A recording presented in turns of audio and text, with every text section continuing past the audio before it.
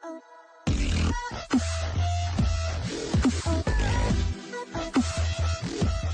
what is up, you sexy beasts? It's Solomar Tristan here, bringing you a potential new series, you guys. This is scary stories that I'll be getting from other people. I don't really have too many from personal experiences, so this one is from Creepypasta. Most of you guys probably haven't heard it. One of you guys suggested this to me.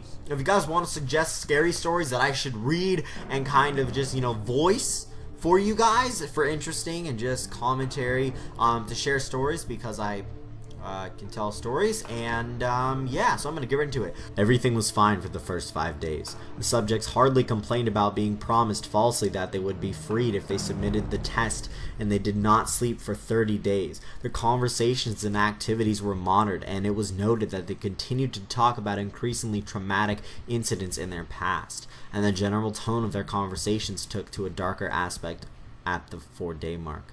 After the 5-day mark, they started to complain about the circumstances and events that led them to where they were, started to demonstrate severe paranoia. They stopped talking to each other and began alternately whispering to the microphones and one-way mirrored portholes. Oddly, they all seemed to think that they could just win the trust of the experimenters by turning over their comrades, the other subjects in captivity, with them. At first, the researchers suspected that this was an effect of the gas itself. After 9 days, the first of them started screaming. He ran the length of the chamber, repeatedly yelling at the top of his lungs for 3 hours straight. He continued attempting to scream, but was only able to produce occasional squeaks. The researchers postulated that he had physically torn his vocal cords. The most surprising thing about his behavior is how the other captives reacted to it, or rather, didn't react to it. They continued whispering to the microphones until the second of the captives started to scream. The two non-screaming captives took the books apart, smeared the page after page with their own feces, and pasted them calmly over the glass portholes. The screaming promptly stopped. So did the whispering to the microphones. After 3 days passed, the researchers checked the microphones hourly to make sure they were working, since they thought it was impossible that no sound could be coming with 5 people inside. The oxygen consumption in the chamber indicated that all 5 must still be alive. In fact, it was the amount of oxygen 5 other people would consume at the very heavy level of strenuous exercise.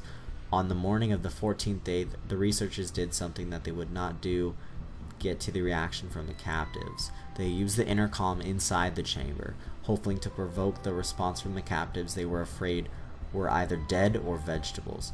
They announced, "We are opening the chamber. To test the microphone, step away from the door and lie flat on the floor, or you will be shot. Compliance will earn one of you your immediate freedom." To their surprise, they heard a single phrase in the calm voice response, "We no longer want to be freed." Debate broke out among the researchers and the military forces funding the research. Unable to provoke any more response from the intercom, it was finally decided to open the chamber at midnight on the 15th day. The chamber was flushed out of the stimulant gas and filled with fresh air, and immediate voices from the microphones began to object. 3 different voices began begging, as if pleading for the life of loved ones, to turn the gas back on. The chamber was opened and soldiers sent in to retrieve the test subjects. They began to scream louder than ever, and so did the soldiers when they saw what was inside. 4 of the 5 subjects were still alive, although no one could rightfully call any of them in life. The food rations past 5 days had not been really touched. There were chunks of meat from the dead test subject's thigh and chest stuffed into the drain in the center of the chamber, blocking the drain and allowing 4 inches of water to accumulate on the floor. Precisely how much water on the floor was actually blood was never determined. All 4 surviving test subjects had large portions of muscle and skin torn away from their bodies. The destruction of flesh and exposed bones on their fingertips indicated that the wounds were inflicted by hand, not with teeth as the researchers initially thought. Closer examination of the position of angles of the wounds would indicate that if not all of them were self-inflicted.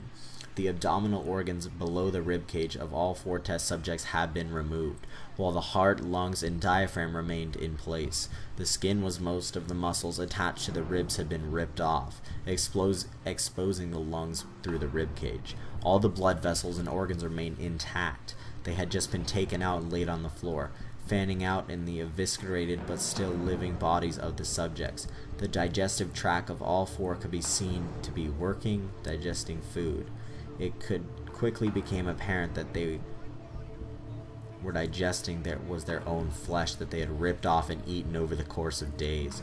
Most of the soldiers were Russian special operatives at the facility, but many refused to return to the chamber to remove the test subjects. They continued to scream to be left in the chambers and alternately begged and demanded that the gas be turned back on, lest they fell asleep. To everyone's surprise, the test subjects put up a fierce fight in the process of being removed from the chamber. One of the Russian soldiers died from having his throat ripped out. Another was gravely injured by having his testicles ripped off and an artery in his legs severed by one of the subject's teeth.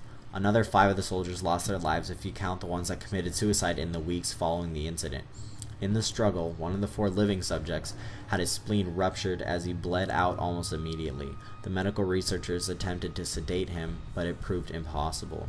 He was injected with more than 10 times the human dose of morphine derivative and still fought like a cornered animal, breaking the ribs and arms of the doctor. When his heart beat for 2 more minutes after he bled out to the point there was more air in his vascular system than blood. Even after it stopped, he continued to scream and flail another 3 minutes, struggling to attack anyone in reach and just repeating the word more over and over, weaker and weaker, until he finally felt silent.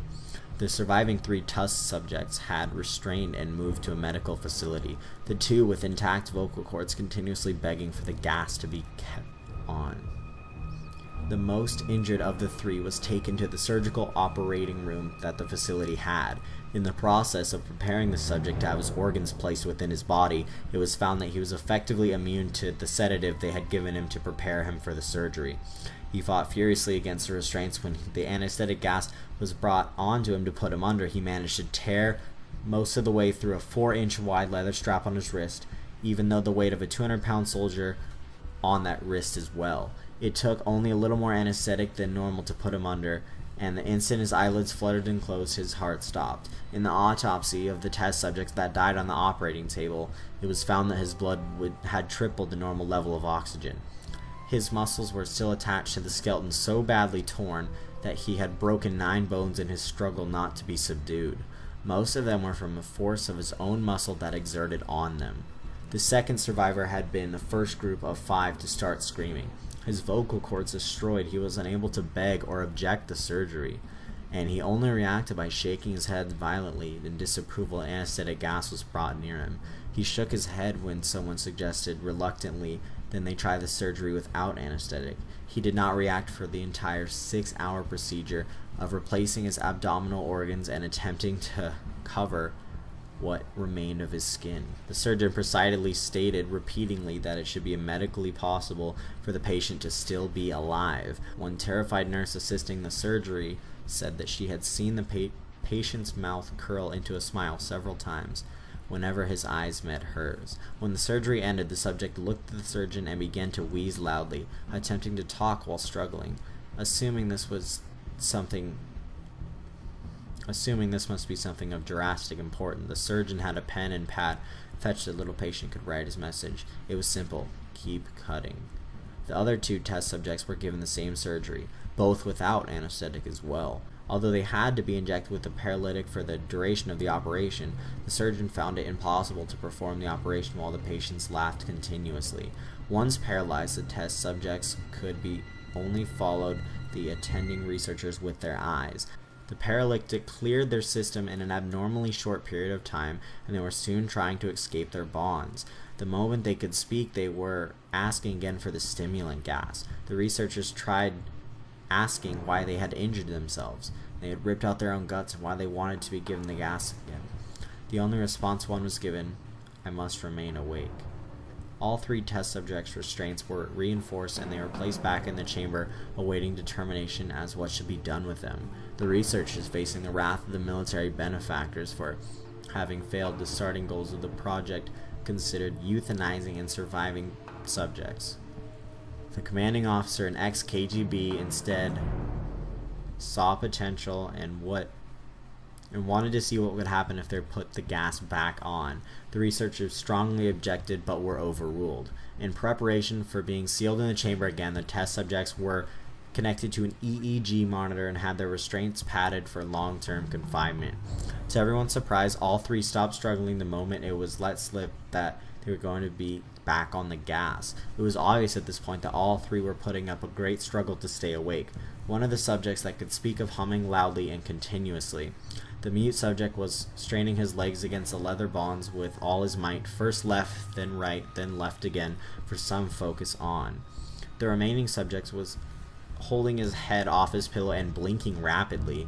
Having been the first to be wired to the EEG, most of the researchers were monitoring his brain waves in surprise. They were normal most of the time, but sometimes flatlined inexplicably. It looked as if he were repeating suffering brain death. Before returning to normal, as they focused on paper scrolling out of the brainwave monitor, one nurse saw his eyes flip shut in the same moment his head hit the pillow. His brainwaves immediately changed to that of a deep, deep sleep, then flatlined for the first time as his heart simultaneously stopped. The only remaining subject that could speak started screaming to be sealed in now. His brainwave showed that the same flatlines as one of the one who just died falling asleep. The commander gave the order to seal the chamber with both test subjects inside, as well as 3 researchers. One of the named 3 immediately drew his gun and shot the commanding point blank between the eyes. They turned the gun on the mute subject and blew his brains out as well. He pointed the gun at the remaining subjects, still restrained to the bed as the members of the medical research team fled the room. "I won't be locked in here with these things. Not with you," he screamed as the man strapped to the table. "What are you?" he demanded. "I must know." The subject smiled. "Have you forgotten so easily? We are you. We are the madness that lurks within you, begging to be free at the moment in your deepest animal mind. We are what you hide from in your bed every night. We are what you sedate into silence and paralysis when you go into nocturnal haven where we cannot tread." The researcher paused, then aimed at the subject's heart and fired. The EEG flatlined and the subject weakly choked, so nearly free. I really hope you guys did enjoy that story. Please let me know what you thought. It was interesting reading that because that's a longer read than I would have anticipated, especially telling it in the way I did. Have a great day, and remember the fact that I love you.